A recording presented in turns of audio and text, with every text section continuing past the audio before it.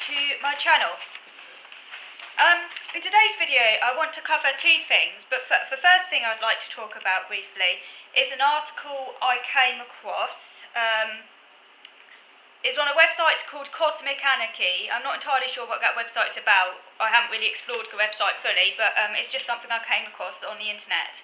And it's an article, it's called wokescientist.substack.com. Capitalism loves neurodiversity as long as it is profitable. It's an article by someone called Aisha Khan. I think it's an American site. Anyway, I read it and I 100% agreed with what the person was saying. I'm not entirely sure what Aisha Khan does. Like I said, I haven't fully explored the website. I think she's I'm assuming it's a woman. Aisha is a woman, is a female name. I'm assuming it is. She's a creative. I think she's a creative or something like that. Anyway, and one frequent genre of email that she gets is from companies who want to, quote, diversify their work base. They've identified a new, highly profitable niche to exploit.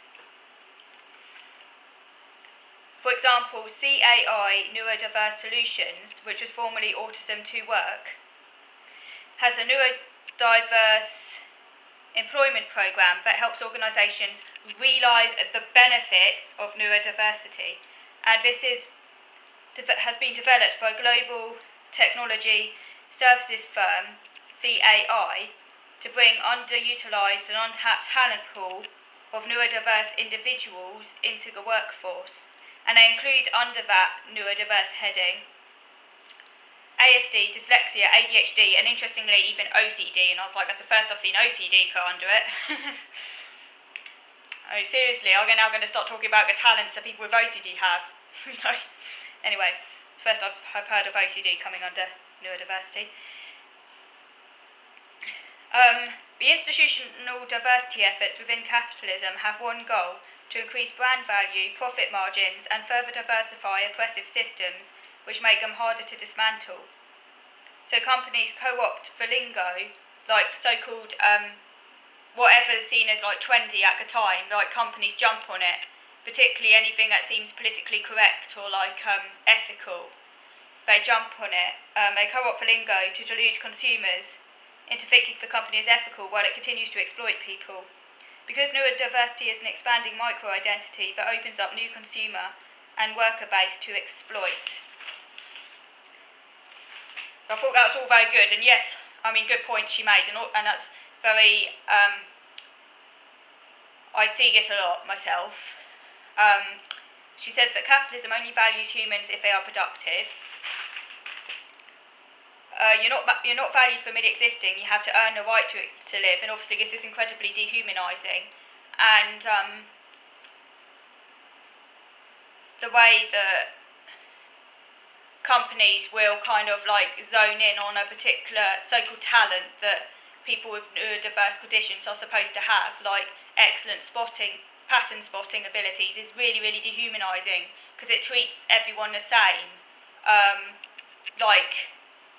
And of course, not everyone has those abilities, so it's almost like saying, you're only worthwhile if you have these abilities that are going to meet our profit margins. So it treats them all the same, like some kind of caricature, which is really, really offensive and ableist.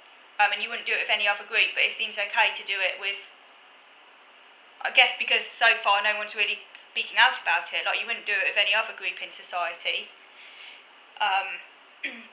Treating them all the same.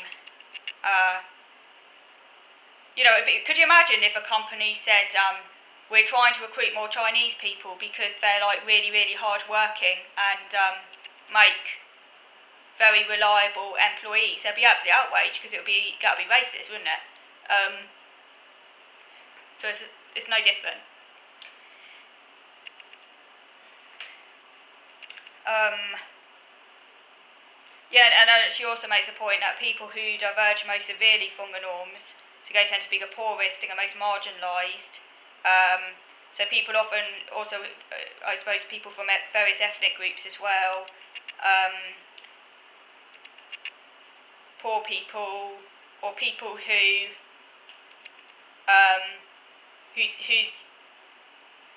condition is simply more severe.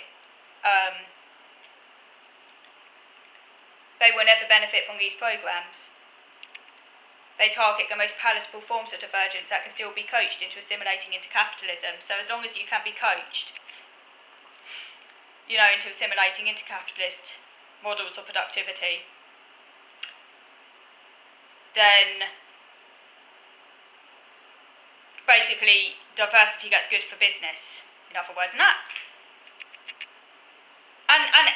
while and I've talked about this before, while I do not believe that all people in the neurodiversity movement are neoliberal capitalists, and indeed there are many in the neurodiversity movement who actually are pretty progressive, and you get some who are even pretty left-leaning, because obviously it's a very broad church, the neurodiversity movement. And likewise, people oppose it for all sorts of reasons. You get right-wing people who oppose it, you get left-wing people like me who oppose it. So,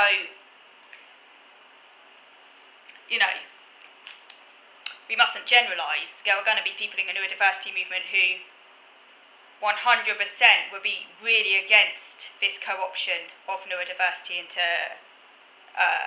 to try and increase profit margins, and they would say that's not what neurodiversity is about, And I have a feeling that this Aisha person is an advocate of neurodiversity, but is obviously on the left. And probably actually we have a lot in common, only our differences is that I'm against the neurodiversity movement and she isn't, but,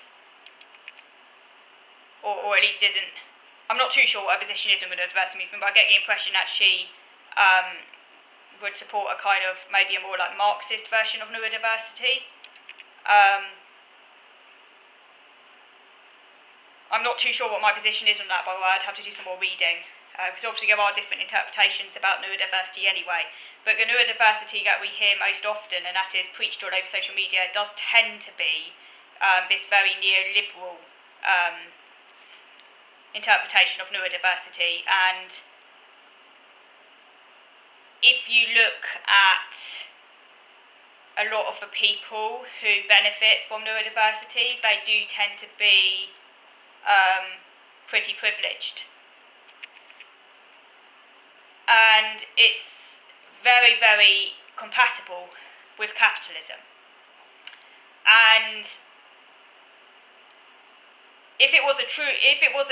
I wouldn't have an issue with the neurodiversity movement if it was a true social justice campaign, by which I mean if advocates of neurodiversity were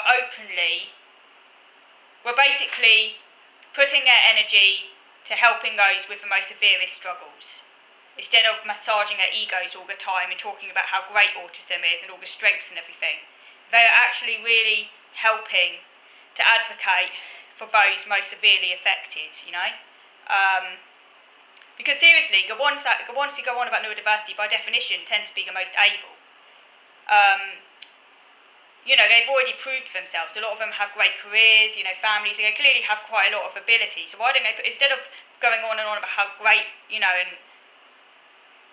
autism is and how it's all society and they're not really that impaired and it's not really a proper disability, which is harming disabled people, I would say it's contributing to the erasure of disability. If they didn't do that, but instead affirmed disability, affirmed impairment, and actually were out there really helping severely disabled people, trying to prevent benefit cuts, actively campaigning against the Tories, really putting, like a proper social justice movement. I might still feel a little bit queasy about the terminology used. I don't really like the term neurodivergent personally, but I would essentially, if that was what the movement were doing, I wouldn't actually be against the movement. Do you know what I mean? But no, it was never about that. I mean, neurodiversity, the term neurodiversity was coined by Judy Singer, a very privileged sociologist, who basically said neurodiversity doesn't have any gatekeepers, and yet neurodiversity gatekeeps all the time. It's quite ironic. But anyway, it is very compatible with capitalism. Very compatible. Okay, so moving over to video number 2 now.